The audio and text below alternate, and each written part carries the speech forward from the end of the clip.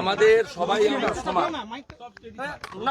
ভারতবর্ষে এটাই আলটিমেটলি লাইনে দাঁড়িয়ে ভোটাধিকার প্রয়োগ করতে হয়, এবং সেটা আমি আমার ভোট কাস্ট করলাম নরেন্দ্র মোদীজির পক্ষে, বিকশিত ভারতের পক্ষে, শক্তিশালী ভারতের পক্ষে।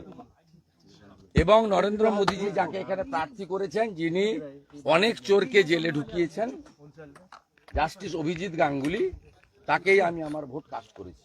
এটাতে কোনো লুকানো দ্বিধাদ্বন্দ্ব নিয়ে আমি দুশোমিটার বাইরে বলি।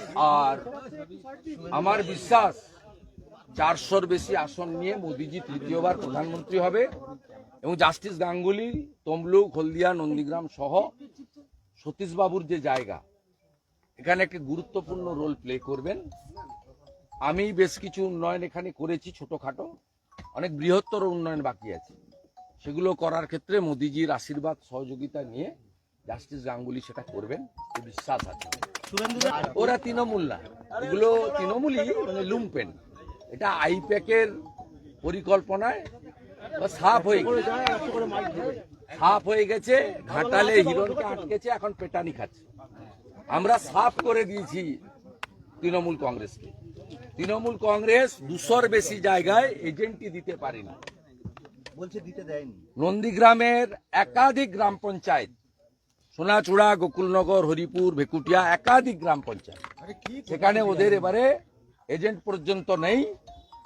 আর সবচেয়ে উল্লেখযোগ্য, যেটা 21-এও আমার ভোটে পারিনি, মুসলিম বুথে, 63টা মুসলিম বুথে আমরা প্রায় সবগুলো, একটা দুটো হয়তো প্রবলেম আছে, সব জায়গায় মুসলিম ছেলেরা এজেন্ট হিসেবে বসেছে আব্বাস বেগের নেতৃত্বে।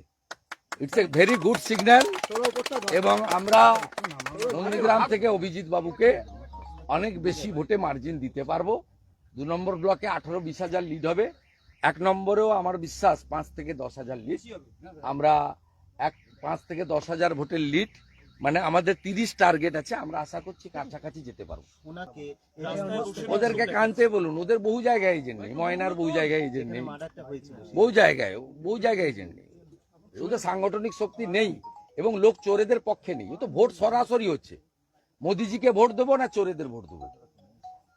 চোরেদের এনার্জি ভাইপো ব্যানার্জি। আচ্ছা, চোরেদের পক্ষে কোনো লোক যেতে পারে না, হয়ে গেছে। আপনি এবার আরেকজন বলছি যে সেটা তো ওদের বোম ফাটানো কাজ করেছে। 4 তারিখে সন্ধ্যার পরে আমরা বোম ফাটাবো, মানে আনন্দে বোম ফাটাবো। মানে সে বোম হবে 65 ডেসিবেলের নিচে এবং বিধিসম্মত বোম। না, অ্যারেস্ট হবে না। সঞ্জয় আড়ি, এটা দলিত ছেলে, মৃত্যুর সঙ্গে পাঞ্জা লড়ছে, তার মাকে খুন করেছে। এদের জেলে যাওয়ার ইচ্ছা হয়েছে। দেবব্রত মাইতির কেসে 18 মাস জেল খাটার পরেও লাজ লজ্জা কিচ্ছু নেই। আবার একজন সনাতনী হিন্দুকে, তফসিলি পরিবারের বৃদ্ধাকে খুন করেছে। এই কেসটা তো সিবিআই হওয়ার জন্য রথিবালা আড়ির কন্যাকে আমরা কোর্টে নিয়ে যাব ভ্যাকেশন শেষ হলেই, এবং এদের জেলে থাকার ইচ্ছা হয়েছে। শেখ সাউদ্দিন, হাবিবুর রহমানরা জেল খাটার পরেও, বাইতুল মিয়া জেল খাটার পরেও এখন জেলে থাকার ইচ্ছা হয়েছে আল রাজিদের, শামসুলদের।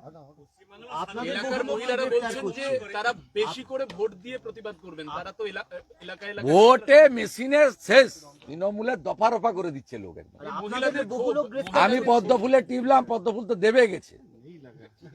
3 ঘন্টা হয়েছে, তাতে সব পদ্মে মারছে। পদ্মের বাইরে কোনো কথা নেই। ওদের ক্যাম্পে হয়েছে 2-4টে লোক আছে, চোখ মারছে আমাকে, ওই ঠিকাদারি করি, চোখ মারছে, চুপচাপ পদ্মে ছাপ।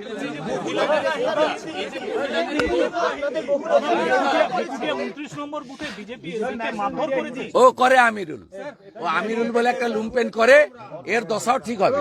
আমিরুল খুনের মামলার আসামি। সেদিন মনসা বাজারে খুনের সঙ্গে আমিরুল যুক্ত। 25 জনের মধ্যে এফআইআর নেমে অ্যাকিউজড। জেলে যাবে, জেলে যাওয়ার ইচ্ছা হয়েছে, জেলে যাবে, কনভিকশন হবে। ওকে, স্টপ।